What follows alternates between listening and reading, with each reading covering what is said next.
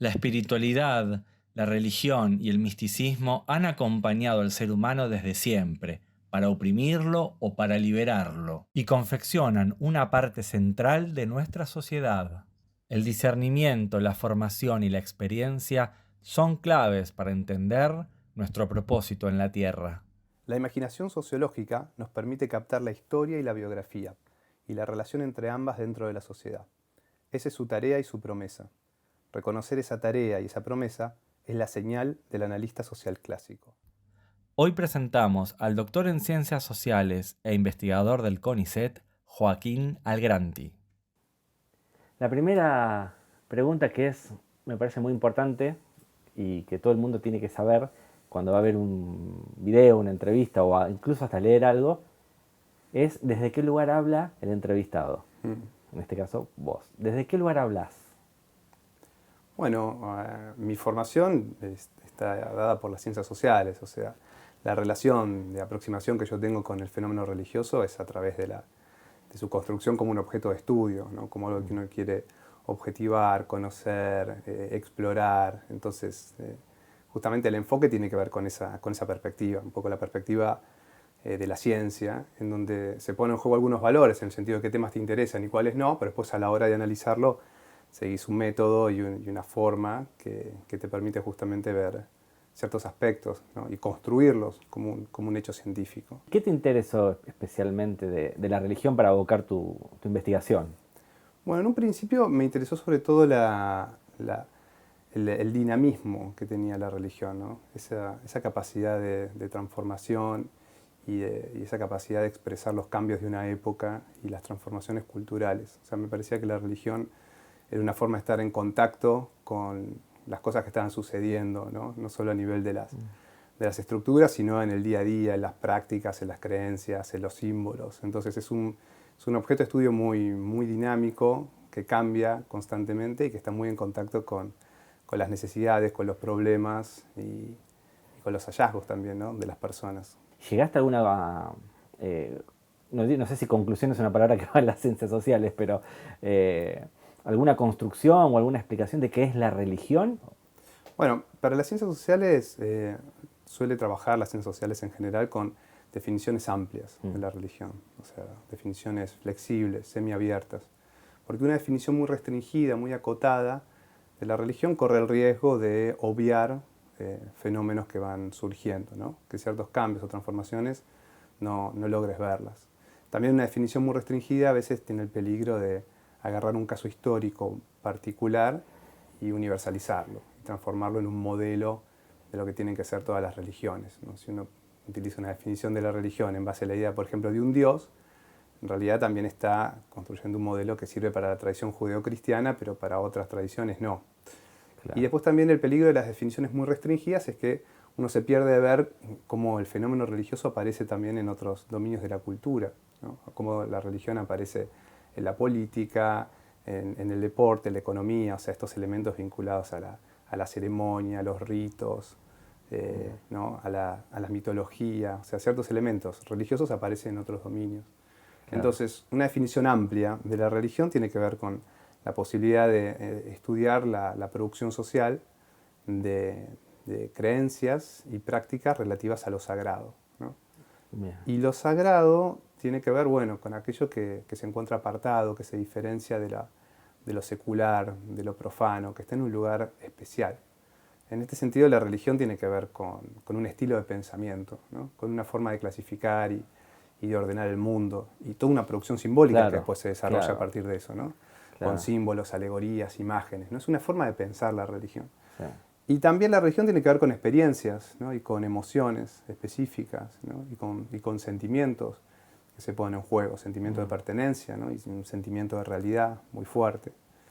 Y después también la religión está vinculada a la producción de relaciones sociales, ¿no? Y de lazos y de formas de unir a las personas. Y eso también se expresa en estructuras y en formas de organización específicas, ¿no? Claro. Entonces, con esta idea más de la religión vinculada a prácticas y creencias relativas a lo sagrado, uno puede encontrar distintas formas de entender lo sagrado, donde puede haber un dios o varios dioses o un estado de conciencia o justamente dar cuenta de experiencias novedosas. Por eso es que las ciencias sociales tratan de utilizar esta definición más amplia. Y también para la posibilidad de captar lo sagrado, como te decía, en otros dominios de la cultura. Pensar lo sagrado, ¿no?, en el fútbol o en la política, o como está lo sagrado también presente de alguna forma en el arte, ¿no? Entonces, esa flexibilidad, esa plasticidad dependen de una definición amplia. Claro, ¿no? claro, Si uno claro. tiene una definición muy acotada, se achican las posibilidades. A mí me interesa cerrar un poco el círculo de la visión, ponerle una lupa en la persona, en el individuo. Sí, Y para esa persona, ¿qué es la religión? Para una persona tal vez que está en esta sociedad, digo, claro. ¿cómo lo ves desde ese punto de vista? Claro, desde el punto de vista del creyente. Del creyente, claro. No, bueno, la religión supone una visión del mundo, Mm. ¿no? Una cosmología. Y eso también está relacionado a una ontología que tiene que ver con los presupuestos sobre la realidad y sobre las personas que actúan en esa realidad. Uno de los presupuestos de la ontología de los creyentes es que hay una dimensión espiritual de la realidad. Así como hay una dimensión social, política, psicológica, económica de la realidad, hay una dimensión que tiene que ver con lo espiritual. Y eso es un orden en sí mismo. Y ese orden espiritual tiene sus agentes, o sea, sus dioses, tiene su lógica interna, sus reglas, sus principios de causalidad, ¿no?, de por qué una cosa ocurre y no otra.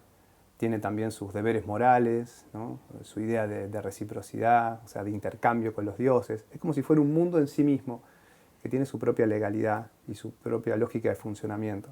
Entonces, Claro. el creyente no es que piensa que lo espiritual es lo único, generalmente cuando vos entrevista a personas, conoces, hace trabajo de campo, sino que hay muchas dimensiones de la vida social, entre ellas la espiritual. Entonces, la pregunta es cómo lograr que esta dimensión espiritual actúe a favor de la persona, ¿no? Cómo cada dimensión de la realidad tiene un correlato espiritual, ¿no?, sobre el que se puede actuar. Entonces, el mundo creyente lo que trata es de entender esas lógicas específicas, que según cada religión va a responder a principios distintos. Entonces, para responder rápidamente tiene que ver con esa cuestión, ¿no?, con la posibilidad de reconocer un orden espiritual que es uno de los fundamentos de la realidad, no el único. Es como una caja de herramientas también que puede ser súper útil a nivel personal e individual, incluso hasta en grupo, pero también está al servicio del poder, se puede ejercitar dominación de distintos tipos y lograr cosas a nivel social grandes que exceden hasta incluso lo espiritual o lo místico o incluso ese bienestar personal que muchos van a buscar. Totalmente. ¿No? Hay como un doble filo. Sí, las religiones tienen algún tipo de relación con las instituciones sociales de su tiempo, ¿no? Y ahí es donde aparece quizás una de las formas de entender la dominación. O sea, se relacionan con la economía, con el Estado, ¿no?, con las formas de gobierno. Y en esa relación con las instituciones, las religiones pueden sacralizar, ¿no?, esas instituciones que en realidad son el producto de la historia, de la violencia, de la contingencia, que podrían haber sido siempre de otra manera, y la religión muchas veces puede lograr a través de metáforas y alegorías darle una justificación cósmica a esas instituciones. En nombre de Dios. En nombre de Dios, como pasaba, por ejemplo, con las monarquías durante la Edad Media, en donde el monarca, el rey, era el representante de Dios en la tierra. Claro. Entonces la religión puede sacralizar y darle un fundamento justamente sagrado, cósmico, una metafísica a instituciones que en realidad son producto de una historia, ¿no?, muy, muy concreta. Y también el movimiento opuesto, porque a veces las religiones pueden subvertir, ¿no?, instituciones o criticarlas, ¿no?, o denunciarlas. Por ejemplo, el catolicismo, hay corrientes dentro del catolicismo que son muy críticas del capitalismo, ¿no?, Claro. del capitalismo y de los valores que sostiene y de las consecuencias biográficas que tiene y de la cultura que pone en juego. De hecho, el Papa Francisco muchas veces critica el capitalismo y lo denuncia como una institución que es producto de los últimos siglos. Entonces no hay una relación lineal, o sea, no es que necesariamente la religión viene a justificar las instituciones o a criticarlas, sino que hay un vínculo paradójico, hay que ver cómo se relacionan con cada una de ellas. Porque al mismo tiempo, por ejemplo, dentro de la tradición judeocristiana, el patriarcado, que es una estructura de dominación, aparece sacralizado y justificado. Claro. ¿no? Hay una justificación de por qué el hombre es superior a la mujer. Entonces, hay que ver cómo se relaciona con cada una de esas instituciones sociales de dominación. Y después también preguntarse hacia adentro de las organizaciones religiosas cómo se construyen relaciones de autoridad, ¿no? Y en donde se pone en juego la idea de una obediencia y ciertas máximas de conducta, y no una obediencia que es producto de la violencia o de la amenaza, sino que muchas veces, la mayoría de las veces, las personas las internalizan, Claro. ¿no? y obedecen, porque comparten ese universo de valores, ¿no? Y lo hacen propio, ¿no? Entonces, la dominación no solo juega en relación a la pregunta con las instituciones sociales del mundo, sino también hacia adentro de las organizaciones, cómo se construye esa aceptación, esa obediencia. Claro, y esa obediencia no es a Dios, digamos, Claro. o a la causa religiosa, espiritual más que religiosa, sino que a veces la obediencia responde a nuestros fines. Claro, la obediencia tiene que ver con el compromiso, con toda una propuesta y su definición de la realidad. Entonces, claro, es interesante que las personas lo hacen de buena gana y porque no por una cuestión de una amenaza o de una coacción, sino justamente porque están consustanciados, creen en eso y ponen en juego esas prácticas, ¿no? Entonces la idea de la legitimidad que tiene la religión tiene que ver justamente con eso, ¿no? Cómo se construyen relaciones que son de obediencia, ¿no? ¿Y es lo mismo religión que misticismo? Son dos formas diferentes de entender la aproximación hacia lo sagrado. El misticismo tiene características muy específicas, ¿no? El misticismo está vinculado sobre todo a la idea de una experiencia, ¿no? Muy fuerte, una conexión con lo sagrado muy intensa, fuera de lo común, una conexión que es casi una fusión por momentos, ¿no? Con lo sagrado y que depende de ciertos procedimientos, de ciertas técnicas, ¿no? De técnicas de purificación, de un ascetismo, ¿no? Un tipo de conducta específica, racional, metódica, que permite a la persona llegar a una suerte de estado de gracia, ¿no? para purificarse y justamente tener una experiencia que transforma completamente al individuo y que se expresa a lo mejor en visiones, en dones, en trances extáticos, ¿no? Y también está vinculado a una idea de apartarse del mundo del misticismo, ¿no? De romper con las estructuras sociales y también con las estructuras eclesiásticas y religiosas. Entonces el místico se parece un poco a la figura, ¿no? del profeta que está retirado del mundo y que tiene una visión sobre lo sagrado y que tiene la autoridad de esa visión y un carisma específico y que también pone en juego una crítica del mundo y de los intermediarios. Por eso es que el misticismo choca con la religión, porque la religión está más vinculada a las estructuras, a las organizaciones, a la división de tareas, a distintos intereses, al surgimiento de un cuerpo de sacerdotes, ¿no? Que son los que construyen los enunciados y los argumentos y las explicaciones, ¿no? Las doctrinas, la liturgia, y a la construcción del intermediario. Qué difícil es no ser víctima en un punto del dogma y de la manipulación. En realidad, en las ciencias sociales no se trabaja tanto con la idea de manipulación. Okay. Lo que se trata de ver es qué función cumplen los dogmas y la doctrina y la liturgia, que están vinculadas justamente a que una organización continúe y se mantenga en el tiempo. Y esta tensión entre el misticismo y la religión es una tensión que está muchas veces dentro de las mismas iglesias. Claro. Y dentro de los mismos templos. Esta definición que te planteé de misticismo es muy abstracta. En realidad el misticismo se da en la vida cotidiana, de formas más sencillas y más prácticas, y es una tensión que está dentro de los templos. Claro, ¿no? y eso muchas veces convalida o certifica cosas de los dogmas, por ejemplo. Absolutamente. A veces, por eso tiene que ver muchas veces con los procesos de innovación de las mismas religiones, ¿no? En donde se ataca a las instituciones y a las leyes establecidas desde adentro de la religión, desde el punto de vista del místico. Por eso el profeta y el sacerdote son dos figuras enfrentadas, ¿no?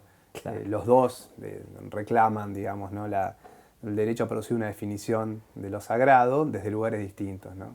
El sacerdote trata de sostener una realidad y la forma de organización y las explicaciones instituidas, y el profeta tiene esa fuerza más instituyente, más crítica, que trata de subvertir un orden, que es crítico, ¿no?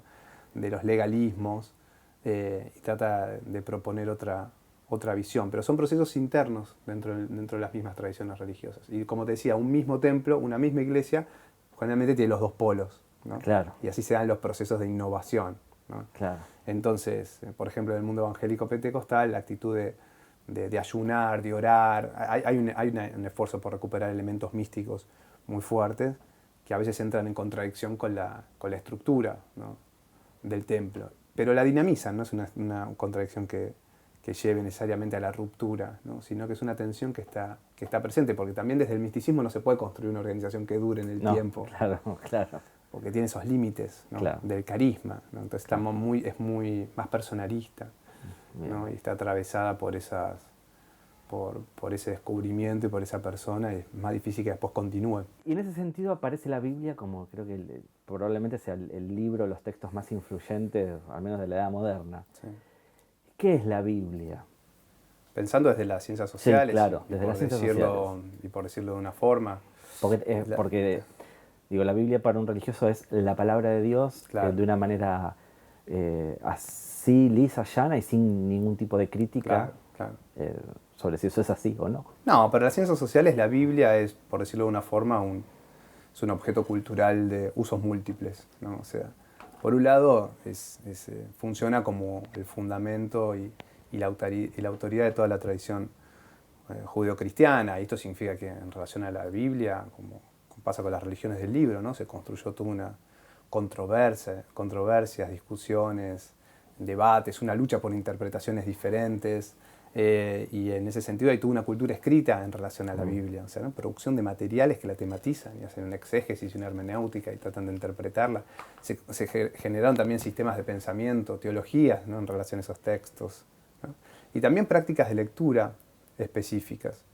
Pero hay dos aspectos que me parece que son bien interesantes de la Biblia, pensando sobre todo en sus usos, por ejemplo, dentro del protestantismo, con los evangélicos pentecostales, que es que la Biblia también funciona como un corpus de mitos, ¿no?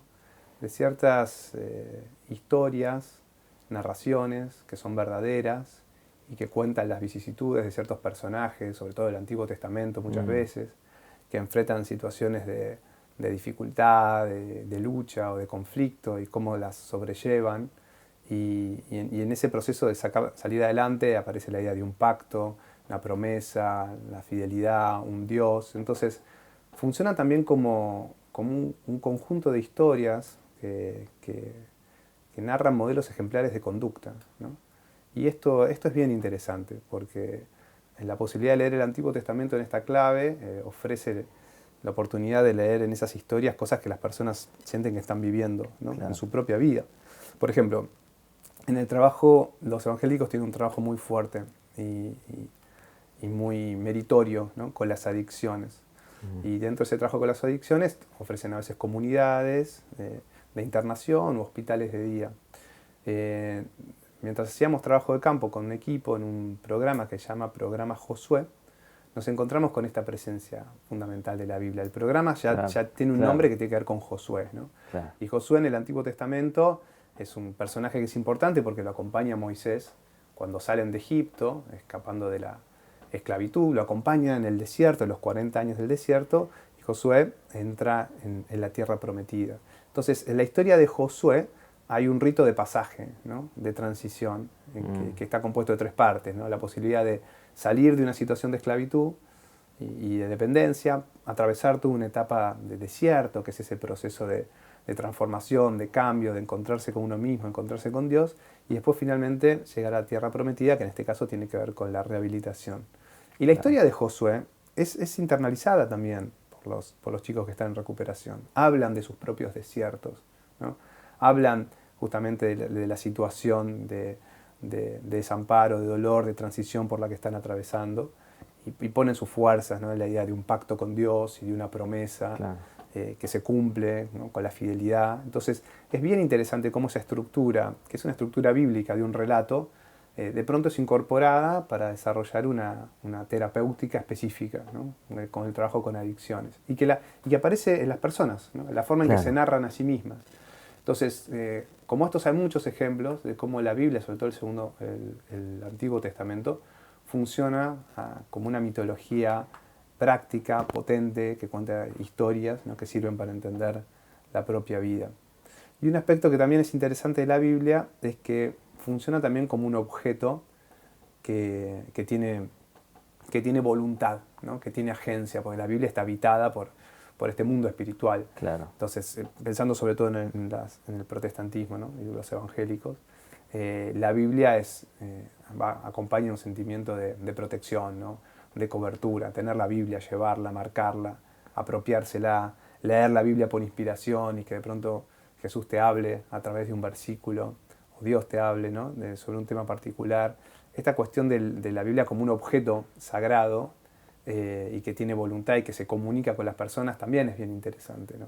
Claro, hay toda una relación Sí. con los objetos. Bueno, vos tenés un libro sobre eso, Sí. y los bienes materiales, ¿no? Sí, exacto. De la religión. ¿Qué relación hay entre lo espiritual o lo religioso con lo simbólico, o los bienes materiales, mejor dicho? No, ¿No? una Es relación... una pregunta grande, pero No, digo... no, pero está buena la pregunta y hay una relación muy intensa, muy marcada, porque, a ver, la vida religiosa está vinculada muchas veces a rituales colectivos, ¿no?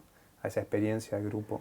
En esos rituales colectivos se pone en juego, ¿no? Experiencias y un sentimiento de realidad, un sentimiento de pertenencia, que se expresa en símbolos, en emblemas, en objetos.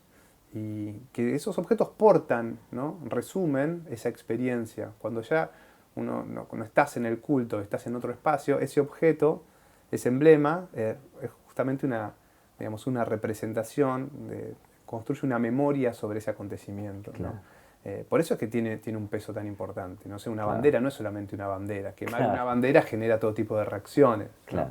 Y no estoy pensando en una bandera solamente de un país, sino también puede ser una bandera de fútbol, ¿no? Sí. Entonces, de pronto, los objetos resumen experiencias colectivas, ¿no? Claro. Y están cargadas con esa identidad. Entonces, los objetos cumplen esa función, le dan un soporte, ¿no? Y construyen una memoria sobre algo que pasó. Y al mismo tiempo hay algo vinculado a la estética religiosa, ¿no? Porque las materialidades, o sea, también transmiten una idea de lo bello, ¿no? Una forma de percibir la religión, ¿no? Y entenderla, identificarse con eso. Entonces la estética religiosa está muy presente, ¿no? Claro. También en los objetos y contribuye a definir una identidad. Entonces las materialidades son fundamentales, son formativas, ¿no? de la experiencia religiosa y cargan con toda con esa experiencia de grupo, ¿no? Que por eso tienen ese costado sagrado, ¿no? Hay una relación muy fuerte, sobre todo en estos últimos tiempos, de la religión y de los cristianos, de una parte del cristianismo, con el capitalismo. Sí. De hecho, hay una rama que se llama el Evangelio de la Prosperidad, ¿no? Sí. ¿Qué es el Evangelio de la Prosperidad? ¿Vos los estudiaste o hiciste trabajo de campo? Sí. ¿De qué se trata esa rama del cristianismo? La mayoría de las religiones tienen éticas económicas. O sea, una ética económica es una forma de regulación moral de la relación con la riqueza, con el trabajo, con el consumo, con la profesión. O sea, la religión viene a decir algo sobre cómo relacionarse, ¿no? con esa dimensión económica de la vida. La teología de la prosperidad en este sentido es una ética económica que tiene una serie de axiomas o de enunciados fuertes, ¿no? Que en primer lugar plantea la idea de que Dios quiere que prosperes. Claro. Y que te vaya bien. Y no que te vaya bien en una vida futura, ¿no? O en otro plano espiritual, sino que te vaya bien en tu realidad cotidiana, ¿no? Y acá la idea de prosperidad está vinculada, digamos, a una mejora económica, pero también es más amplia, porque la prosperidad está relacionada con la salud, con la familia, con la descendencia, con el estudio, con la incorporación de conocimiento. Entonces es la idea de justamente de la posibilidad de salir adelante, ¿no? Y estar mejor. Y para lograr justamente esta prosperidad en este orden espiritual del que hablamos antes, es clave la idea del sacrificio, de la entrega, del compromiso, porque así es como se activan las fuerzas espirituales, ¿no? Y la posibilidad de reciprocidad. ¿no? Y esa reciprocidad viene justamente a través de un sacrificio que a veces puede ser económico, con el pago del diezmo, o a veces un sacrificio que tiene que ver con tiempo, ¿no? Con ciertos conocimientos que se ponen Claro. y a favor de la iglesia y del templo. Claro, hay como una idea de pactar Es un con pacto. Dios. Sí, No sé si es nuevo, pero es como eh, que uno está en condiciones, sí. el fiel está en condiciones de exigirle algo a la divinidad máxima, a Dios. Pensando sobre todo en una sociedad como la Argentina, en donde el imaginario del ascenso social Claro. es clave. Entonces, una idea una idea religiosa que habla justamente de la posibilidad de que te vaya bien. No Claro. una santificación de la pobreza, Claro. ¿no? Como no tampoco una romantización de qué bueno ¿no? ser pobre y que el reino de Dios es de los pobres, quizás como aparece un poco más en el catolicismo, que tiene una lectura más sacralizadora de la pobreza. En cambio, el mundo evangélico te viene a decir, no, Dios no quiere que seas pobre, Dios quiere que salgas adelante, que te vaya bien, y que te vaya bien económicamente. Y como te digo, cuando vos hablas con las personas, la prosperidad a veces está vinculada a una oportunidad para comprar un auto un poco más barato, a un préstamo, a una entrevista de trabajo, ¿no? A pequeñas cuestiones de la vida cotidiana que son leídas como signos de bendición, como signos de que Claro. Dios está con vos. Y muchas veces la misma iglesia ayuda a prosperar a sus propios miembros, ¿no? Porque tienen redes internas, ¿no? En donde existe la posibilidad de, a veces si te falta, poder contar con la ayuda de otros o de un contacto. Entonces esa prosperidad forma parte Claro. de esos espacios. Y habla justamente para mí a esta cuestión de una ética económica que plantea la idea del ascenso social y que la pobreza no es un estado deseado ni buscado, sino algo que se puede superar. Entonces, en este sentido, me parece que la teología de la prosperidad apunta en esa dirección y es lo que la vuelve tan, digamos, tan atractiva. Y hay un punto en el que cierta religión también necesariamente le es funcional al sistema capitalista actual, ¿no? Sí, Es como que tal vez se va reproduciendo solo, pero, pero muchas veces me parece que contribuye a todos los males que el mismo capitalismo tiene y, y no te libera de nada. bueno, sí, yo creo que ahí, mira, la idea de funcionalidad a veces es muy fuerte Claro, porque plantea una relación de necesidad muy intensa. Yo creo que el capitalismo es un orden en sí mismo, ¿no? sí, Con sus propias claro, reglas, con su propia lógica de funcionamiento. Y la religión también es otro orden separado. Entonces uno puede encontrar ciertas afinidades o correspondencias. En algún sentido contribuyen con el capitalismo, en otro sentido no. O sea, pero no necesariamente es un suborden de otro, ninguno de los Claro, dos, exacto, digamos. sino cada uno tiene su propia lógica. Ok, Y esto sirve en dos sentidos. Primero, cuando uno ve la religión, para pensar, bueno, de qué manera, por ejemplo, contribuye o no al capitalismo, ¿no? Por ejemplo, como te decía, el ejemplo claro, católico tiende a sacralizar la pobreza, ¿no? Y aparece como el pobre es como el sujeto elegido y preferido de Dios. Pero al mismo tiempo tiene una lectura muy crítica del capitalismo como institución y sus valores, ¿no? Y sus consecuencias. claro, El mundo evangélico no sacraliza la pobreza, ¿no? De hecho lo considera como algo que hay que superar y salir adelante, pero se lleva bien, ¿no? Con la idea del consumo o con un cierto materialismo. claro, No con un materialismo muy intenso, porque eso también puede generar contradicciones. Y después la idea de pensarlo por separado también tiene la virtud de que uno puede entender cómo el capitalismo produce su propia religión, por decirlo de una forma. Cómo el capitalismo produce también sus propias creencias y su propia mitología y sus propias ceremonias y sus propios rituales. El neoliberalismo, ¿no? Con la idea de la meritocracia, ¿no? O del emprendedurismo, son todos valores que son cuasi religiosos, o sea, ¿no? claro. Mismo el lugar sagrado que tiene la propiedad privada. Entonces, digamos que el capitalismo produce también tiene una producción simbólica muy fuerte, ¿no? Claro. Y construye sus propias explicaciones de por qué a la gente le va mal o por qué a la gente le va bien, ¿no? Y también tiene sus deidades, por decirlo de alguna manera. Entiendo que el mundo también del New Age tiene su forma de relación, su propia ética económica, Claro. ¿no? Y su propia manera de entender la prosperidad Claro. y en algún sentido también, ¿no? Como en el caso del catolicismo o del mundo evangélico, son contribuyen al capitalismo, en otros quizás también son críticos y corrosivos de sus valores. Yo creo que lo difícil es que uno no puede caer en una afirmación muy fuerte en un sentido o en otro. Ese quizás es el trabajo de la ciencia más aburrido, Claro. porque uno quiere, ¿no? Claro.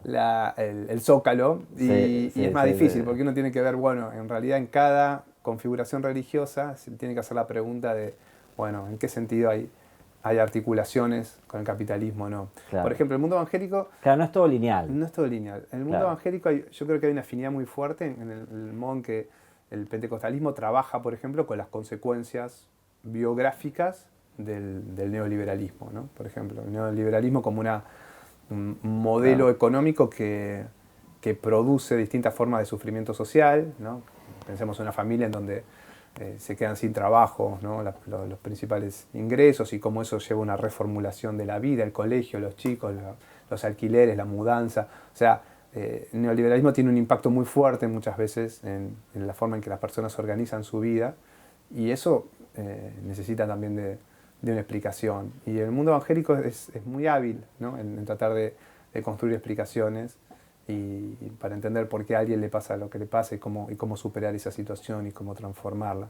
Entonces la forma en que responden los templos, ¿no? Al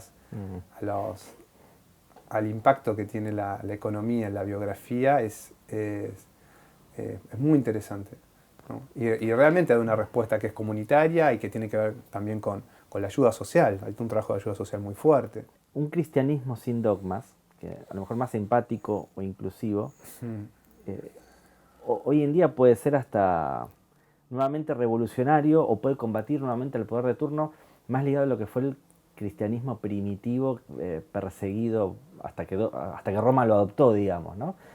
Tiene como una faceta de todos modos contrasistémica, Sí. podríamos decir, de todos modos ciertos cristianismos. Sí, totalmente. A ver, esta versión más mística del cristianismo tiene esa capacidad para poner en juego un punto de vista crítico, ¿no? Sobre el mundo, sobre la religión y sobre las instituciones y sobre todo lo que la rodean. Entonces, esa perspectiva mística que lee la realidad de acuerdo a otro sistema de valores tiene la posibilidad justamente de subvertir un orden, o por lo menos simbólicamente, ¿no? De plantear la crítica de lo existente. ¿Crees que pueda tener alguna posibilidad de crecer un movimiento así? Lo que pasa es que yo creo que eso, de vuelta, choca con otro orden distinto que es el mundo de la política, que tiene sus propias reglas, su propia lógica, sus propios mecanismos internos de funcionamiento. ¿Crees que es difícil que esa mirada trascienda? Yo creo que esa mirada puede informar la política, puede ser recuperada en parte, pero esa función de transformación del mundo está dada justamente por la política. Por la política. Y por la política profesional. Lo que sí pienso es que la forma en que el mundo evangélico, por ejemplo, piensa las iglesias, los templos y su visión del mundo, tiene un contenido político, no político partidario, sino político en el sentido de pensar la realidad como algo que hay que transformarlo, ¿no? Y que hay que cambiarlo y hay que modificarlo. Entonces, hay una política que se ve dentro de las iglesias en el sentido de su punto de vista sobre el mundo y la posibilidad de llevar adelante un cambio, una modificación, que no es una revolución, sino es justamente una suerte de adecuación activa, una capacidad de mejorar lo que ya existe. Claro. Pero el cambio político más fuerte se da dentro de la política profesional, me parece, ¿no?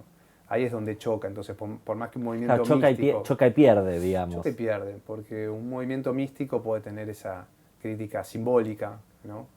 de la sociedad, pero después la transformación real está en manos de la política, ¿no? Que es como ese dominio de la cultura y de la sociedad que tiene como principal objetivo, ¿no? Esa mirada de ese cristianismo a lo mejor más comunitario, más primitivo, más místico, idealista, depende cómo lo quieras ver, digo, no tiene mucha capacidad entonces de cambio en una sociedad actual, no puede transformarse en un movimiento grande que subvierta un orden. Pienso que puede contribuir o puede informar en el sentido que le puede dar insumos a la política, ¿no? Y plantear demandas y propuestas, pero no llevar adelante, digamos, porque la sociedad ya tiene un nivel me parece, de complejidad tal en donde hay una cultura política en sí misma. Claro.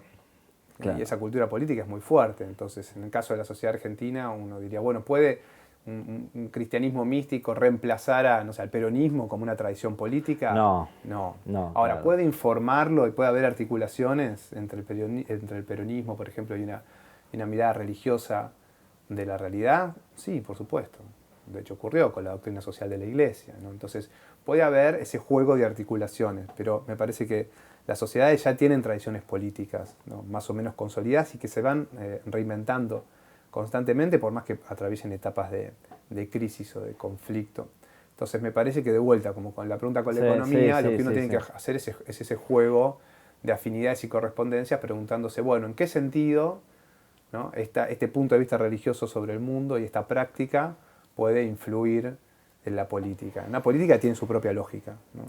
Lo religioso siempre lo ligo mucho a lo dogmático Sí, y lo místico no necesariamente, de hecho, bueno, eh, de hecho trato de alejarlo.